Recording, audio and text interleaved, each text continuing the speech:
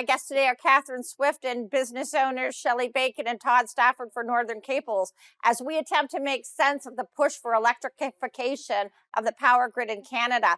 Todd, before we went to break, you were talking about the differences between the two classes of industrial users and manufacturing. Please continue with your thought. All right. Well, we have a two-tier system where the Class A are the larger power consumers, generally larger corporations or high power consumers. And then you have the Class B industrial users, which are all your small and medium-sized businesses. And those are the businesses that bear the majority of the costs of the solar subsidies, the wind subsidies, the cost of selling excess power at higher than generation costs. So that burden is put strictly on your small and medium-sized manufacturers, which then incentivize imports from other countries that don't have those penalties. Absolutely. Catherine, the federal government made an announcement where Natural Resources Minister Wilkinson's launched the Canadian Electricity Advisory Council to help build Canada's clean electricity future with net zero emissions goal for 2035. What is the practical function of this group? Good question. I guess we'll see. Trudeau likes to create new government bodies all the time, and I think we as taxpayers should all realize any new body that's created is going to require a whole bunch of bureaucrats to administer it, and all kinds of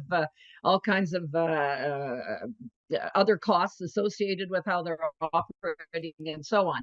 The theory of this group is that it will oversee this whole electrification agenda, but it's only been named. The timeline is only for a year. This is a massive, massive, massive, and I would say impossible project. And the notion that some group of people is going to do this in a year's time is utterly ridiculous. I think they felt they had to announce something before the next election, and that election timing is probably what's limiting, their time frame for this group.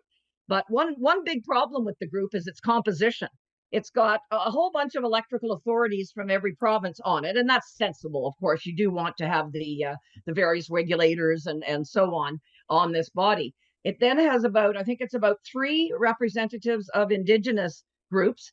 It has nobody from the consumer perspective, nobody from the small business perspective, or big business even for that matter. And so the people that are actually going to be paying the freight, because the real bottom line here, well, one bottom line is that I don't believe this is even feasible, period.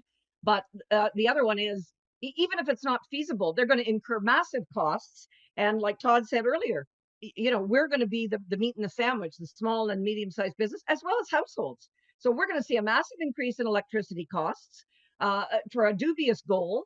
And supposedly this new group, which does not represent the consumer or cost issues, is going to be overseeing it from a federal level. So I'm from Missouri, Jocelyn. So Todd, in Alberta, Premier Smith has recently said that net zero power grid by 2035 is unachievable. Your thoughts on her statement and her approach? Well, I think Daniel Smith is bang on. That there's no practical way to get there in that sort of a time. Just last week, they announced quite a bit of proposed additional nuclear in Ontario, which we might see coming online by 2040. And there hasn't been any announcements on increasing the grid to actually get the electricity to the places that it needs. So this is another generation. I mean, nobody's saying it's bad, but there's no way we can race there that fast. So, Catherine, the Coalition of Concerned Manufacturers and Businesses of Canada, which you're the president of, issued a press release. Can you tell us what the goal was on this press release? Yeah, well, there was a number of themes, some of which I've talked about a little bit, like the impossibility. Todd just said the lead time for huge hydro projects, let alone nuclear projects, is 10 to 15 years minimum. And we're barely a decade away from 2035. So the notion that this is going to be achievable is not true, even though a lot of tax dollars will be spent in the process. But also the notion that they're asking the wrong people. They're not asking a comprehensive group of different people, including the business and household consumers of electricity. But also our grid, Canada represents 1.5%.